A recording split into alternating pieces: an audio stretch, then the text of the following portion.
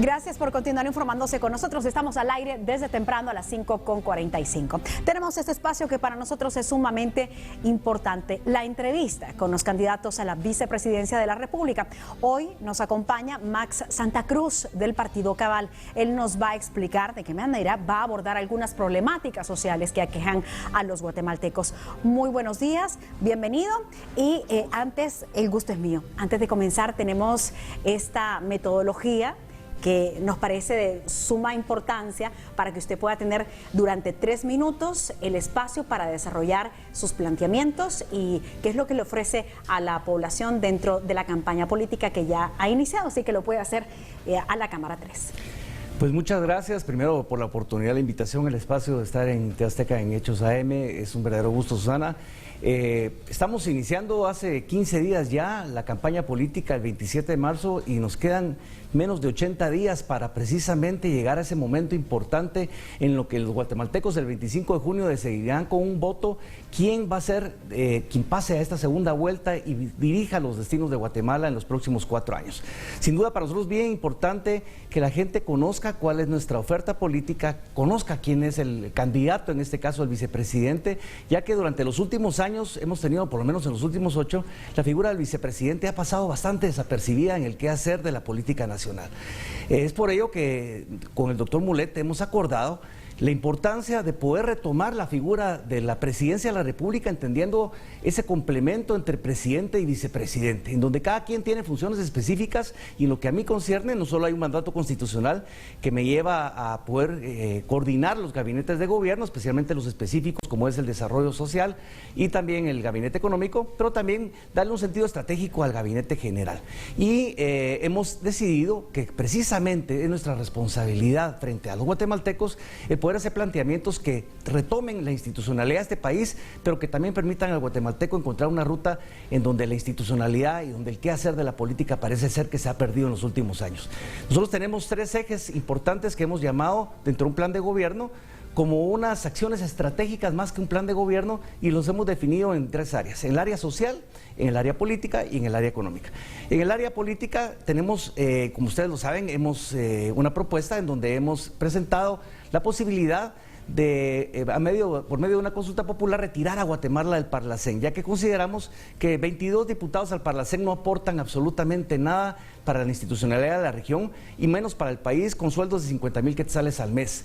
Esto realmente ha sido más un refugio de expresidentes y exvicepresidentes que en el transcurso de la noche salen corriendo para ver cómo se esconden del brazo largo de la justicia, y otros que han sido el destino para familiares, para primos y para novias. En la parte también política hemos decidido que el eje transversal de combate a la corrupción y la transparencia es fundamental, donde tenemos que tener un gobierno abierto, un gobierno digital, en donde permita a la gente eliminar todos los trámites y precisamente eliminar también el clientelismo y la discrecionalidad con procesos transparentes. En la parte social, para dar algunas ideas, hemos hablado de la jubilación universal para personas mayores de 65 años de edad, en donde solo tendrán que presentar un DPI y contar con este apoyo de al menos 500 quetzales al mes para poder tener un ingreso adicional a todos esos guatemaltecos que viven en situaciones muy complicadas.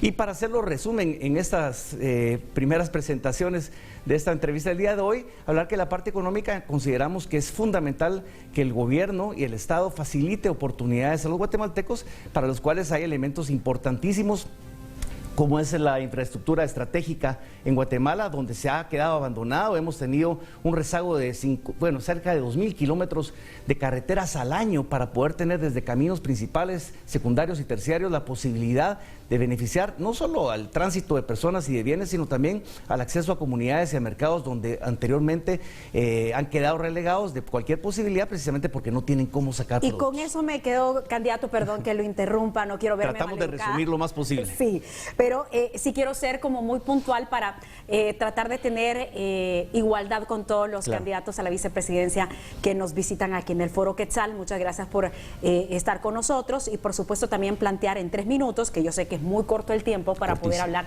de este plan de trabajo. Quiero que hablemos de varios temas, pero principalmente quiero arrancar con este puntual, que es la migración. Sí. Lamentablemente el día de hoy ya damos la información en este noticiero que están por repatriar a 17 cuerpos de guatemaltecos que perdieron la vida en Ciudad de Juárez en este fatídico incendio. Y no es el primer caso, hay muchos casos, no de este año, de hace años atrás, en campañas tantísimas que hemos tenido de varios candidatos, de varios partidos políticos. Se habla de que van a tratar, y digo tratar porque es un mal arraizado en la sociedad, en gobiernos que han venido a administrar de una forma inequívoca nuestro país, que nuestros guatemaltecos tienen que salir de Guatemala para buscar nuevas oportunidades. Así que, tomando como punto de partida esto, Guatemala es uno de los países de la región donde más habitantes están buscando migrar hacia los Estados Unidos. Los temas de seguridad, la falta de empleo también se viene a sumar, las pocas oportunidades de desarrollo, que son las principales causas, como lo dicen muchos ciudadanos, que les motivan a irse de nuestro país.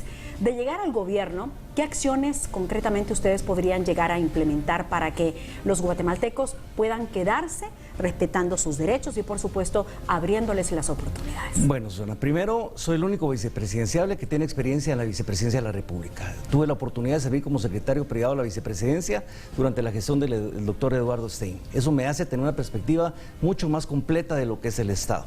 Pero segundo, también soy el único vicepresidenciable que ha tenido la oportunidad de trabajar en el Ministerio de Relaciones Exteriores, conocer el tema de migrantes desde hace 32 años y está relacionado con la temática de guatemaltecos, no solo al área de México como trabajadores temporales, pero también en mi papel como cónsul general de Guatemala en Miami, Florida, donde pudimos realizar los primeros consulados móviles en la historia de Guatemala para poder acercar a la comunidad.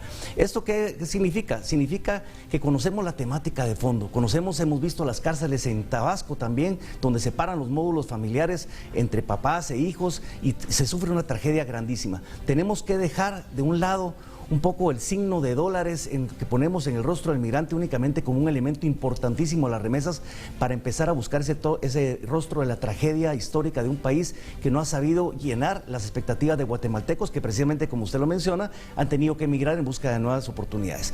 Para ello, en lo particular, estoy proponiendo algo. Aparte de que la vicepresidencia tiene como responsabilidad ser la autoridad en materia migratoria y poder tener los elementos de seguridad, en lo personal considero que es fundamental no crear grasa burocrática, pero sí una instancia que es denominada un gabinete de atención de migrante que permita coordinar todas las acciones interinstitucionales a nivel del gobierno para poder precisamente llegar a atender las causas estructurales de la migración.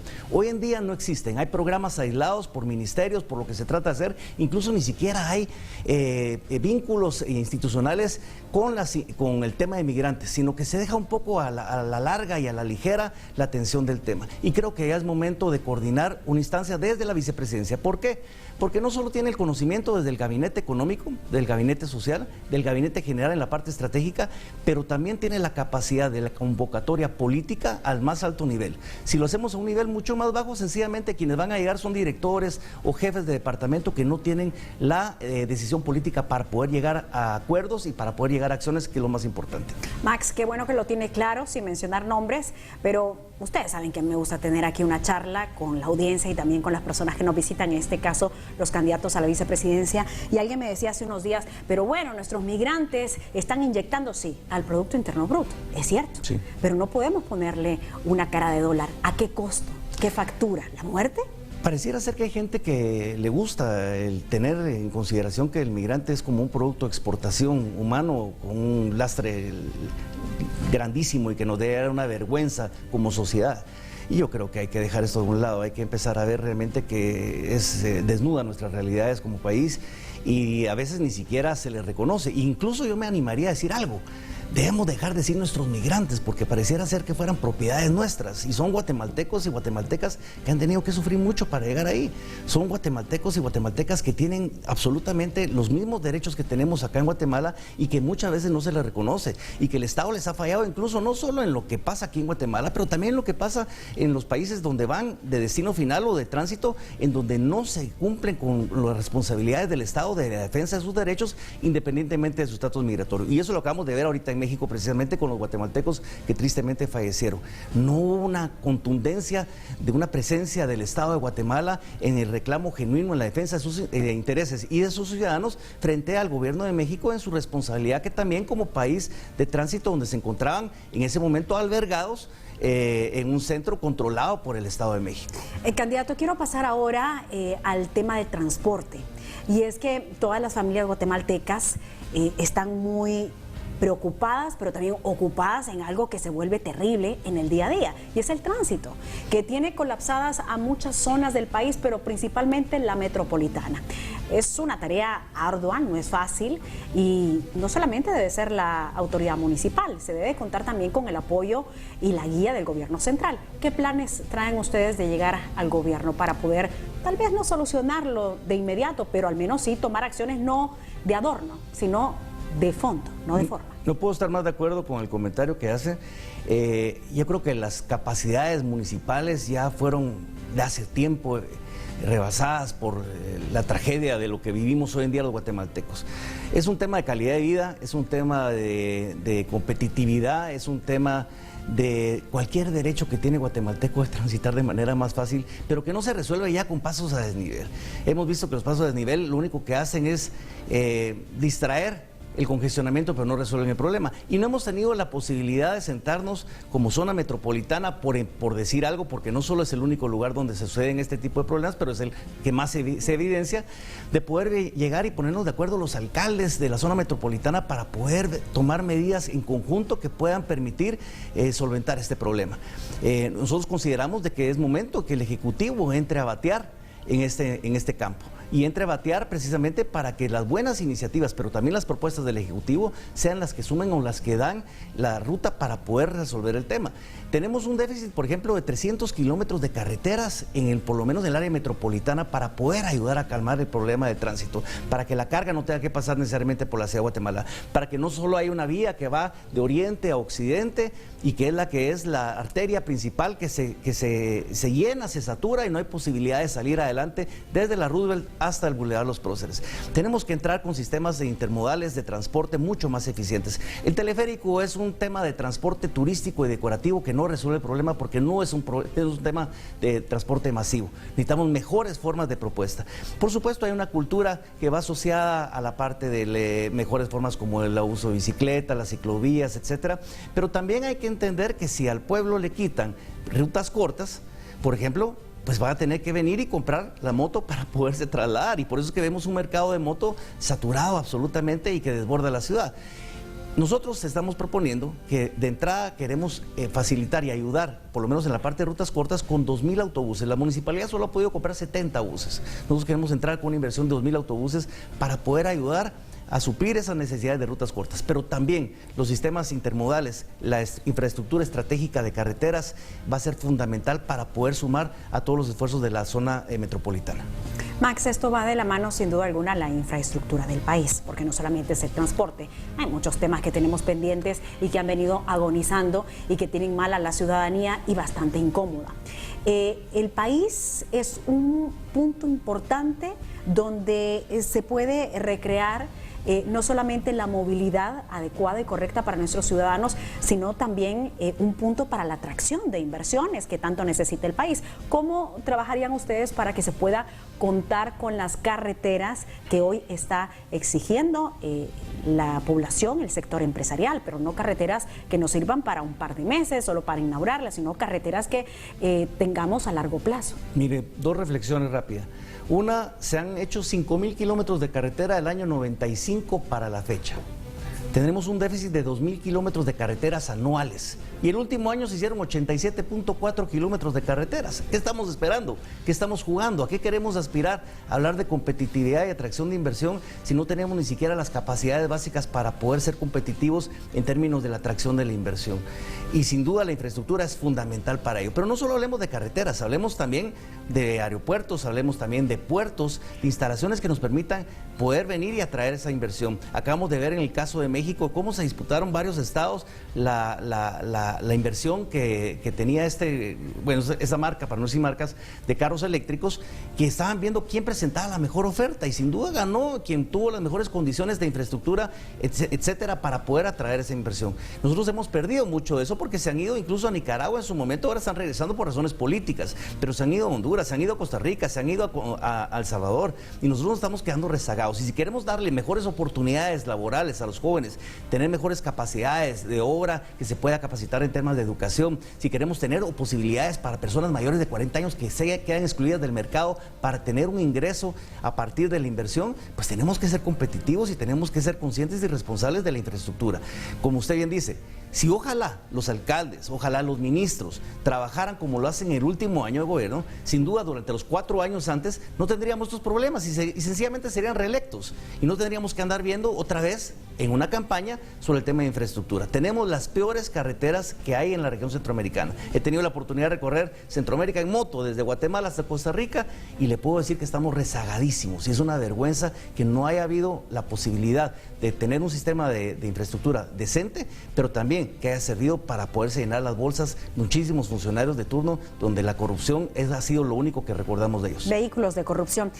Se nos ha ido el tiempo. Las conclusiones, por favor, algo muy puntual que quisiera decirle a la población. Yo los estoy leyendo constantemente en las redes sociales. Quiero aclarar que este espacio es utilizado para que nuestros candidatos a la vicepresidencia, que es el tema de Hechos AM, puedan presentar sus propuestas, poder entender, porque yo creo que más allá de criticar, de fiscalizar, que obviamente lo tenemos que hacer, necesitamos decidir con inteligencia y con sabiduría y no lo vamos a lograr si no conocemos las propuestas de los candidatos. Así que, por favor, el tiempo es suyo. Bueno, yo les puedo decir algo.